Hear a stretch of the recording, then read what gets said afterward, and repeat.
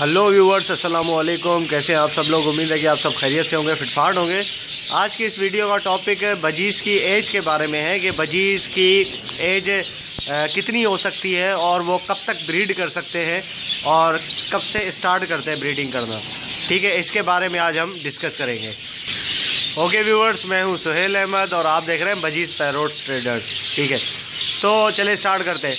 ये आपके सामने 3 पेयर हैं। ठीक है, ये पाइड है येलो कलर का मेल और ये एक पेयर है पूरा, और उसके साइड पे जो है वो ग्रीन कलर का एक मेल है बैठा हुआ।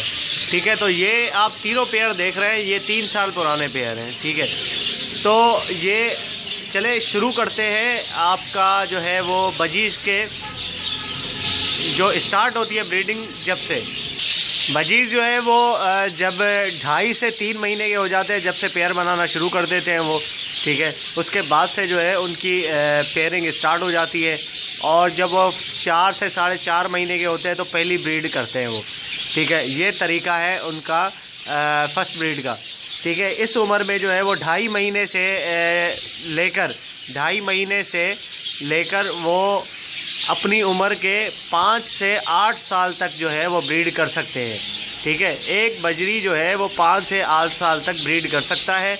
अब डिपेंड ये करता है कि उस बजरी पालने वाले ने उसको किस तरीके से रखा हुआ है। ठीक है, ये तो उसकी नॉर्मल उम्र है, बाकी जो है वो ज़्यादा भी हो सकती है इससे।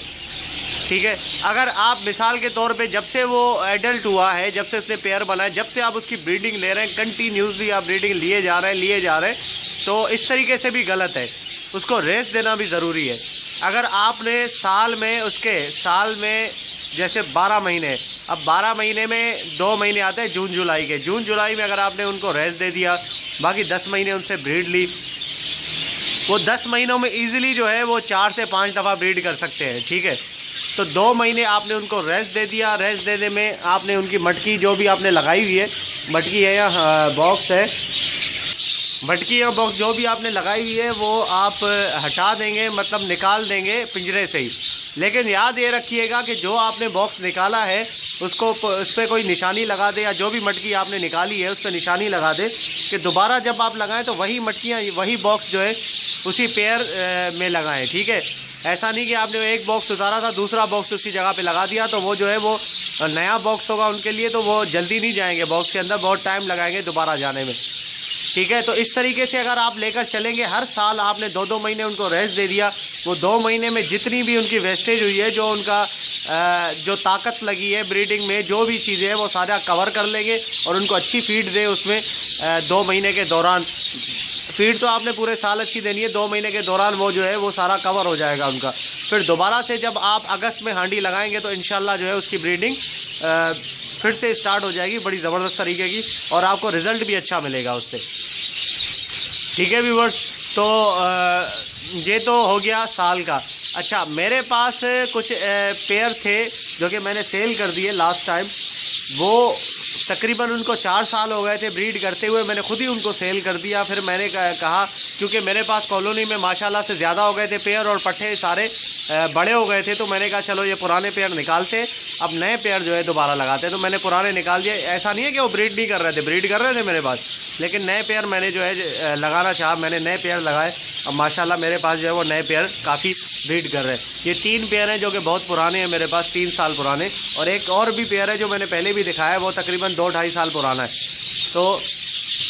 तो ओके व्यूअर, मैं आपको एक बता रहा हूँ अपनी बात, जो कि मैंने जब स्टार्ट किया था, शुरू में मैंने एक पेयर लिया था अपने रिलेटिव से। ठीक है, उसके 2 बच्चे थे। उसकी जो है वो पाइड की मादी थी और येलो कलर का उसका नर था, वो भी पाइड ही था। तो वो लेकर आया था, 2 बच्चे थे उसके। वो पता नहीं कब से वहाँ पे भी ब्रीड कर रही होगी मादी, फर्स्ट ब्रीड थी या सेकंड, जो भी, मुझे खैर पता नहीं था उस वक्त। तो 2007 में मैंने लिया था उनसे, 2007 में लाके मैंने अपने पास रखा। उसने बच्चे दोनों बड़े किए। उसके बाद बच्चे बड़े होने के बाद जब वो ब्रीड पे आई, बच्चे बड़े करने के बाद उसने 4 महीने बाद ब्रीड किया मेरे पास। 4 महीने का उसने गैप लिया। उसके बाद जब ब्रीड किया तो माशाल्लाह 5 बच्चे निकाले। उसके बाद से कंटिन्यूसली वो ब्रीड करती रही। ठीक है, अपने मेल जो उसका मेल था ब्रीड करती रही उसके साथ। 2011 में उसने जाके 2011 में वो बूढ़ी हो गई, मतलब मैंने बिल्कुल भी उसे रेस्ट नहीं दिया। आप यकीन करें कंटिन्यूसली उसने ब्रीड किया और उसी पेयर में से मेरे सारे माशाल्लाह पेयर बढ़े। ठीक है, मैंने बहुत बेचे उसके पट्टे। तो कंटिन्यूसली उसने ब्रीड किया, आखिर में आके उसने जो है वो ब्रीड करना छोड़ दिया। मतलब छोड़ा क्या उसने, ठीक है, ब्रीड ऐसे करना छोड़ा, उसके परवर ढीले हो गए और बिल्कुल जो है वो ज़ईफ़ सी लगने लगी। तो मैंने कहा यार ये तो अब ब्रीड नहीं करेगी। ठीक है, तो इसलिए जो है मैंने उसको सेल करना चाहा, लेकिन वो अपनी मौत खुद मर गई। ठीक है, वो बहुत कमज़ोर हो गई थी, उसके बाद वो मर गई। लेकिन आप यकीन करें उसका मेल जो था, उसका मेल उसके बाद भी 2 साल तक मेरे पास रहा। ठीक है, उसने दूसरी मादी के साथ जोड़ा लगाया और दूसरी मादी के साथ जोड़ा लगाने के बाद उसने ब्रीडिंग स्टार्ट की। 2 साल तक मेरे पास रहा। तो फिर मैंने उसको कहा कि यार ये तो बूढ़ा हो गया, वो मरा नहीं मेरे पास, इसको जो है वो बेच देना चाहिए, कोई नया पेयर लगाएं। ठीक है, नए पेयर के बच्चे लिए जाए। तो आप अंदाज़ा लगा सकते हैं कि फ़ीमेल जो है वो जल्दी ब्रीड करना छोड़ देती है, बूढ़ी हो जाती है। मेल लेकिन बूढ़ा नहीं होता जल्दी। ठीक है, इनका ये हिसाब है। तो मेल जो है वो आपके पास कंटिन्यूसली अगर आप लगाएंगे तो 7 से 8 साल तक ब्रीड कर सकता है आराम से, कोई शक नहीं इसमें। आराम से 7 से 8 साल तक वो ब्रीड कर सकता है। फीमेल जो है वो ज़्यादा से ज़्यादा उससे 5 साल तक ब्रीड लें, आप उससे ज़्यादा ब्रीड ना लें। ठीक है, ये मैं आपको एडवाइस दूंगा और मेरे पास अपने पास भी ये तजर्बे हैं। ठीक है, 5 साल तक वो ब्रीड कर सकती है आराम से, अगर 2 महीने आपने साल में रेस्ट दिया उसको तो 5 साल तक उससे ब्रीड करवाएं। 2 महीने आप ये ठान लें कि जून जुलाई के महीने में आपने जो है हांडी निकाल देनी है बिल्कुल। ठीक है, जैसे ही वो मई में अगर उसने कोई कलच निकाला, उसने फारिग हो गई बच्चों से, बच्चे बाहर निकल गए, तो फ़ौरन आप हांडी निकालें। भले वो अंडों पे आई हुई, अंडों कोई मसला नहीं, अंडे 1-2 बाहर दे देगी, उसके बाद अंडे नहीं देगी। ठीक है, हांडी निकाल ले उसकी, उसको अच्छी डाइट दे, उसको एडिक दवा यूज़ करवाएं, लूसन वगैरह दे उसको। गर्मी में तो खैर लूसन ज़्यादा नहीं देना चाहिए, 15 दिन में 1 दफ़ा दे दिया बहुत है। ठीक है, इस तरीके से आपने जो है वो उसको अच्छी डाइट देनी है। उसके बाद दोबारा जब अगस्त में आप लगाएंगे हांडी तो इंशाल्लाह वो आपको बच्चे भी अच्छे देगा। ठीक है, पेयर, और उसकी जो है वो परफॉर्मेंस भी बहुत अच्छी होगी। उसके बच्चे कंडम नहीं निकलेंगे, बिल्कुल ज़बरदस्त किस्म के बच्चे निकलेंगे उसके। अब दूसरा सवाल ये आता है कि भाई अगर 5 साल के दौरान मादी जो है वो चर्बी में आ जाए तो फिर क्या करना चाहिए। देखें, चर्बी में मादी इतनी जल्दी नहीं आती अगर आप सही तरीके से उसका ख्याल करें तो। चर्बी में तब आती है जब उसको ज़्यादा जो है वो आप कंगनी दे दें। ठीक है, कंगनी की मिकदार ज़्यादा हो उसके अंदर, तब वो चर्बी में आ जाती है। यहाँ बहुत ही छोटी जगह है, उसमें आपने रखा हुआ है, उसको फ्लाइंग करने के लिए नहीं मिला। देखिए ये कैच जो है ना, ये बहुत छोटी जगह नहीं है, इसके लिए बिल्कुल स्टैंडर्ड साइज़ है, बजरी के लिए सूटेबल है बहुत। ठीक है, मेरी मादियाँ आती है चर्बी में लेकिन इतनी जल्दी नहीं आती। खैर वो मेरी कुछ लापरवाही भी होती है तो इसलिए भी नहीं आती, इसलिए आ जाती है। तो पहली बात तो ये है कि अगर आपने कोई नया पेयर लिया है या आपका कोई ऐसा पेयर है, कोई ऐसी मादी है, अक्सर देखा होगा आपने कि जैसे ही आप उसके करीब जाते हैं या दूर से, मतलब आप छत पे रखा हुआ, तो छत पे जैसे ही आ जाते हैं तो फ़ौरन से जो है वो डर के हांडी में चली जाती है। हालांकि हांडी में उसका कोई काम नहीं होता, ना अंडे होते हैं ना बच्चे होते हैं, ना वो बैटिंग कर रही होती है, फ़ौरन हांडी में भाग जाती है। ठीक है, तो इस तरीके से ऐसी मादी जो है ना वो बहुत जल्दी चर्बी में आ जाती है, जो फ़ौरन हांडी में जाके बैठ जाती है और वहाँ बैठी रहती है जब तक आप होते हैं, डर की वजह से या वैसे ही जाके बैठ जाती है। ऐसी मादी अगर आपके पास हो तो फ़ौरन उसकी आप हांडी निकाल दें। ठीक है, जो कि भाग के हांडी में चली जाती है ना, उसके दिल में खौफ होता है, हांडी आप निकालेंगे तो वो वहीं पे रहेगी, उसका खौफ आहिस्ता आहिस्ता दूर होता जाएगा। ठीक है, हांडी उसके निकाल दिया करे फ़ौरन से, ताकि वो हांडी में जा नहीं पाए। हांडी में जाएगी तो उसके दोबारा से चर्बी आ जाएगी, चर्बी आएगी तो वो ब्रीड कर ही नहीं सकती।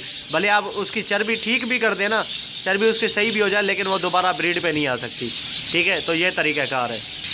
अच्छा, और दूसरी बात यह है कि मेल भी चर्बी में आ सकता है, जो नर होता है वो भी चर्बी में आ सकता है, लेकिन वो चर्बी उसकी उस तरफ से नहीं होती, वेंड की साइड से नहीं होती, उसकी चर्बी जो है वो सीने की साइड पे होती है।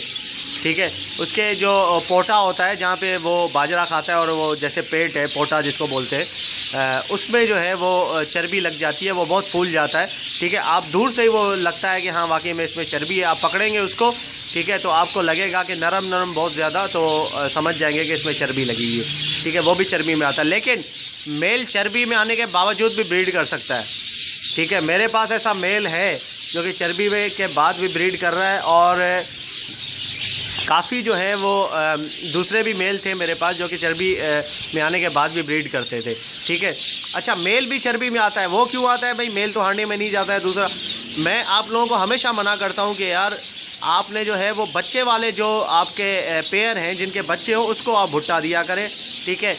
वैसे जो फारिग हैं, फारिग तहसील है जो मतलब कोई मैटिंग नहीं कर रहे, कोई ब्रीडिंग नहीं, कुछ भी नहीं है, उनको भुट्टा ना दिया करें और उनको चावल ना दिया करें, ठीक है।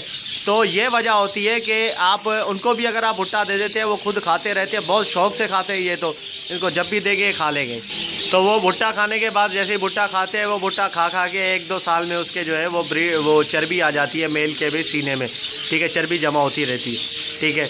ये आप जब भी बच्चे निकले तब आप भुट्टा दिया करें, बच्चे ना निकले तो भुट्टा ना दिया करें, उनको उबले हुए चावल भी ना दिया करें, ठीक है। हफ्ते में 1 दफ़ा दे दें, बेशक डेली नहीं, जब बच्चे निकले तो डेली डाल दें। हफ्ते में 1 दफ़ा भुट्टा दे दिया, हफ्ते में 1 दफ़ा चावल थोड़े से डाल दिए, थोड़ा सा भुट्टा डाल दिया, ठीक है, चखाने के लिए, ठीक है व्यूअर्स। तो इस तरीके से जो है वो आप इन बातों का ख्याल रखेंगे, भुट्टा नहीं देना आपने, जब बच्चे निकले तो फिर आपने देना है, ठीक है। तो बाकी जो है वो इस तरीके से आपने इंशाल्लाह ब्रीडिंग साइकिल आपने चलानी है बिल्कुल ज़बरदस्त तरीके से, 2 महीने रेस्ट देना है उनको, ठीक है। उसके बाद जो है वो जब रेस्ट उनका ख़त्म हो जाए 2 महीने का, अगस्त में उनकी हांडी आप लगा दें, इंशाल्लाह ज़बरदस्त ब्रीडिंग करेंगे और उससे फ़ायदा भी आपको अच्छा भी मिलेगा। वो 2 महीने जो आपने रेस्ट दिया है ना, वो नुकसान आपका वहाँ पे पूरा हो जाएगा जब बच्चे ज़्यादा निकलेंगे और अच्छे बच्चे निकलेंगे तो, ठीक है व्यूअर्स। इंशाल्लाह उम्मीद है कि आप लोगों को इस बात का समझ आ गया होगा कि मैंने जो चीज़ें बताई हैं आपको, उम्मीद है कि आप लोगों ने अच्छे से समझ ली होगी और बहुत आपके लिए हेल्पफुल रहा होगा। मिलते हैं नेक्स्ट वीडियो में। प्लीज़ अगर आपने मेरे वीडियो को सब्सक्राइब नहीं किया मेरे चैनल को, तो प्लीज़ आप चैनल को ज़रूर सब्सक्राइब कर लें ताकि नए वीडियोस डेली अपडेट्स आपके पास पहुंचती रहें और आप उनसे फ़ायदा उठाते रहें। और प्लीज़ ज़्यादा से ज़्यादा मेरे वीडियोस को जो है वो शेयर किया करें। मैंने देखा है फेसबुक में जितने भी फ्रेंड हैं मेरे, ठीक है, जिन्होंने लाइक किया हुआ है मेरे पेज को, वो शेयर बिल्कुल भी नहीं लगते। अगर भाई पैसे लगते हैं शेयर करने में तो प्लीज़ आप मत करें शेयर, ठीक है। अगर पैसे लगते हैं सब्सक्राइब करने में तो आप सब्सक्राइब मत करें। मैं नहीं चाहूँगा कि आप मेरे लिए अपने पैसे ज़ाया करें। अगर फ्री में लगता है तो आपका हक़ बनता है, क्योंकि आपका भाई इतनी मेहनत करता है आप लोगों के लिए, तो इतना तो आपका हक़ बनता है कि आप उसके चैनल को सब्सक्राइब करें और लिंक जो भी वीडियो का मैं डालता हूँ फेसबुक में उसको शेयर किया करें। देखूँगा मैं इंशाल्लाह कि कुछ रिज़ल्ट मिलता है या नहीं रिक्वेस्ट करने का, ठीक है व्यूअर्स। मिलते हैं नेक्स्ट वीडियो में, दुआओं में याद रखिएगा। तब तक के लिए फ़ी अमानिल्लाह।